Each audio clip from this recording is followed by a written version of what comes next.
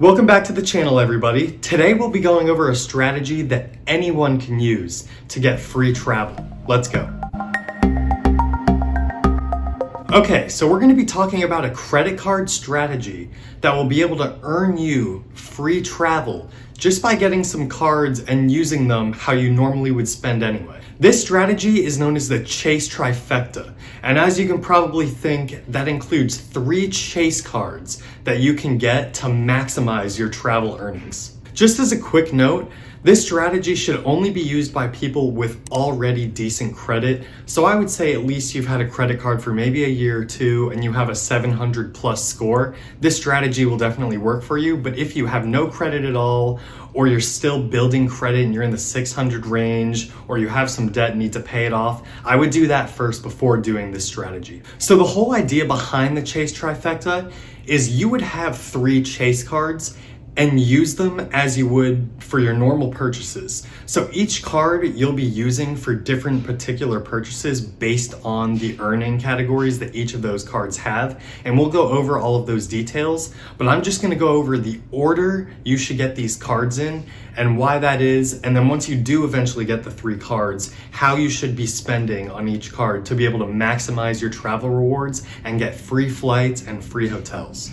Okay, for the Chase Trifecta, the 3 Chase cards we're actually going to be talking about are the Chase Freedom, the Chase Freedom Unlimited, and the Chase Sapphire Preferred. Now, so you'll see some of these Chase Trifectas have the Chase Sapphire Reserve in place of the Chase Sapphire Preferred, but since I'm going for the beginner audience here that doesn't really know much about credit cards, we're going to stick with the Chase Sapphire Preferred to start out because it has a lower annual fee and it's just easier to wrap your minds around what's going on when there is a lower annual fee and you can see the rewards that are going to be coming with that card. So assuming you don't have any of those 3 Chase cards, I'm going to recommend you go with the Chase Freedom Unlimited first. So the Chase Freedom Unlimited actually earns you 1.5 points per dollar on all purchases. So this doesn't have any categories tied to it. Any single purchase that you purchase with this card, you'll get 1.5 back. Now, Chase brands this as a cashback card, so they say 1.5% cash back on any of your purchases, but the way Chase actually does it is they'll get you 1.5 points, and that's Chase Ultimate Reward points, per dollar spent, which then you can redeem for cash back. But with this travel rewards Chase Trifecta, we're not going to be redeeming that for cash back, so you're going to be holding onto those points, which then can be used later for flights and hotels. So I recommend the Chase Freedom Unlimited as your first card in this trifecta because those 1.5 times point multiplier is on anything. It doesn't tie you down to a specific category where you only get the 1.5 times points if you're spending at dining or restaurants. So it is a good first card to have just for any purchases. I will mention that since we are going to be applying for 3 different cards, that I would space these cards out in the time that you apply for them because credit inquiries do hurt your credit score just a little bit. They are temporary. A personal rule I have is that for each of my credit cards I apply for, I wait 3 months to apply for another one just so I don't have, say, 3 credit inquiries, 3 applications for credit cards in a month time span. And also I've heard Chase has kind of an unspoken rule that if you apply within 90 days for another one of their credit cards, there's definitely a better chance that they will deny your application.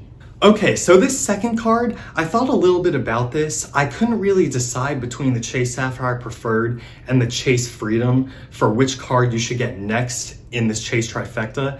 But personally, I'm gonna recommend the Chase Sapphire Preferred because of the 2-time multipliers on travel and 2-time multiplier on dining that it gives you.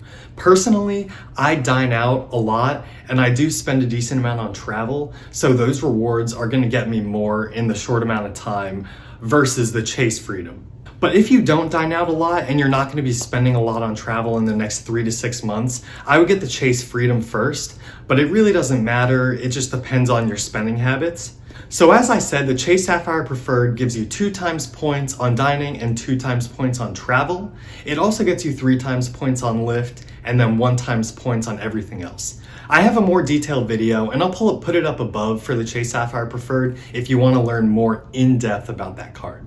So either of the Chase Sapphire cards, we're talking about the Chase Sapphire Preferred right now, but there also is the Chase Sapphire Reserve. Those two cards are crucial for one of them to be in your Chase Trifecta because you could transfer your Chase Ultimate Reward points to travel partners through the Chase Sapphire program. And this gets you great value for your points. So for example, I go over in my Chase Sapphire Preferred video that I transfer a lot of my points to United Airlines for miles because they have a great point redemption and I do have a United hub near me. And what's also very important about these Chase Sapphire cards is that if you transfer all of the points from all of your Chase cards to the Sapphire card, you can actually redeem those points at a higher value in Chase's travel portal. It's a lot like Expedia. You basically can find any hotel or any flight on there, and you'll be able to redeem your points at either a 25% or 50% higher value than what you would have if you didn't have the Chase Sapphire cards. So the Chase Sapphire Preferred card gets you 25% extra point value in the portal, and the Chase Sapphire Reserve gives you 50% extra value for your points if you do use the portal. Okay, so the last card that you should get in this Chase Trifecta is the Chase Freedom card. Now the Chase Freedom card gives you 5% cash back on rotating categories every quarter. So for example, this quarter for Chase's Freedom card, gas stations, and there are other few smaller categories, but the main category is gas stations. So if you spend money at gas stations from January to the end of March, you'll get 5% cash back or 5 times ultimate reward points on your purchases up to $1,500. So for example, say I spend $100 at a gas station, I will earn 5 times the points on that $100, so I'll earn 500 points for that, which can be redeemed for cash back as $5, which would be 5% of 100. But we're gonna be transferring those points to the Chase Sapphire card to be able to redeem them for more travel value.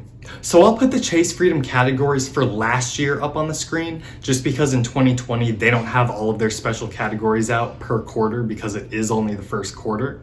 Now, usually it follows a pattern of gas in the first quarter, groceries in the second quarter, gas back in the third quarter, and then in the fourth quarter, usually they go with some type of department stores or online shopping because of the holiday times. So in each of those quarters, you'll again get 5 times the points per dollar for each of those categories up to $1,500.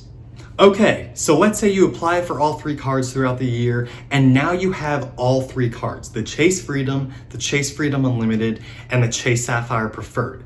Here's how you're actually gonna be using these cards to get maximum reward value for flights and hotels. So you'll be using the Chase Sapphire Preferred for travel purchases and purchases at restaurants only, because those are the 2 categories for the Chase Sapphire Preferred that get you 2 times the amount of points per dollar. Then for the Chase Freedom card, you're gonna go check whatever category has the 5 times points for that quarter. So say for example, now it's February and gas is one of those categories. So you'll only be using your Chase Freedom card for purchases at gas stations.